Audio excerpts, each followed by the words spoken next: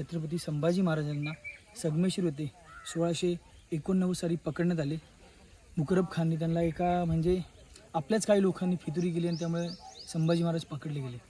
त्यावेळी संभाजी महाराजांना संगमेश्वरपासून ते ह्या बहादूर गडावर म्हणजेच आत्ताचं धर्मवीर गडावर आणण्याकरता 2 दिवस लागले होते।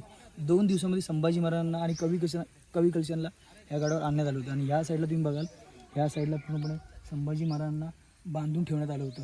त्यांना पूर्णपणे साखळदंडाने त्यांना बांधून ठेवण्यात आले। तो साखळदंड ज्या स्तंभाला बांधला होता तो हा पूर्णपणे आपल्या दगडी शौर्यस्तंभ आपल्या इथे बघायला भेटतो हा पूर्णपणे। आणि ह्या साईडला कवी कलशांना बांधण्यात आलं होतं आणि समोरच औरंगजेब बसला होता त्या डामाला।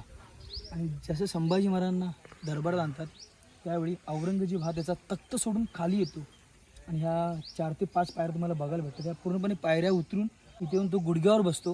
गुडघ्यावर बसण्याचं कारण काय की संभाजी यांनी औरंगजेबाला 9 वर्ष स्वराज्यामधला एकही किल्ला म्हणजे काबीज करता आला नव्हता औरंगजेबाला।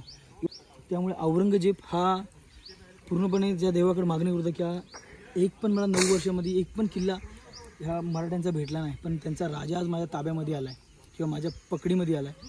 तर तो औरंगजेब त्याच्या देवाकडं दुआ मागत होता। हे सगळं संभाजी महाराज ताठ मानेने उभे राहून इथे बघत होते आणि त्यांच्या बाजूलाच कवी कलश उभे होते। ते कवी कलशांना बोलतात की कवी कलश तुम्हाला ह्या गोष्टीवरून ह्या प्रसंगावरून काय काव्य आठवते का? त्यावेळी कवी कलशांनी एक काव्य केलं होतं।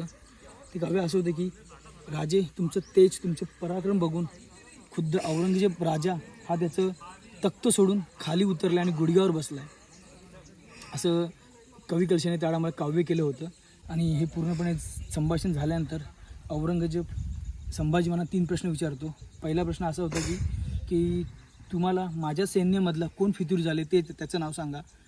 दुसरं तुमचं स्वराज्याचं पूर्णपणे जे सोनं आहे किंवा धन आहे ते तुम्ही ते कुठल्या किल्ल्यावर लपवून ठेवले त्याची मला पूर्णपणे माहिती सांगा। आणि तिसरा प्रश्न असा होता की तुम्ही तुमचा हिंदू धर्म सोडून तुम्ही आमच्या इस्लाम धर्म तुम्ही कबूल करा तर तुम्हाला मी इथून म्हणजे पूर्णपणे सोडून देण्यात येईल, असं त्याने 3 अटी ठेवल्या होत्या संभाजी महाराजांसमोर। पण संभाजी महाराजांनी एक पण अट त्यांची मान्य केली नाही। ह्या अटी मान्य न केल्यामुळे औरंगजेबाने संभाजी महाराजांवर त्या दिवसापासून पुढे 40 दिवस खूप अत्याचार केले।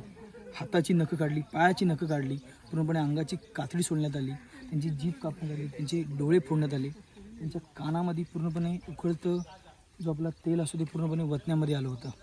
40 दिवस संभाजी महाराजांवर औरंगजेबाने अत्याचार केले होते।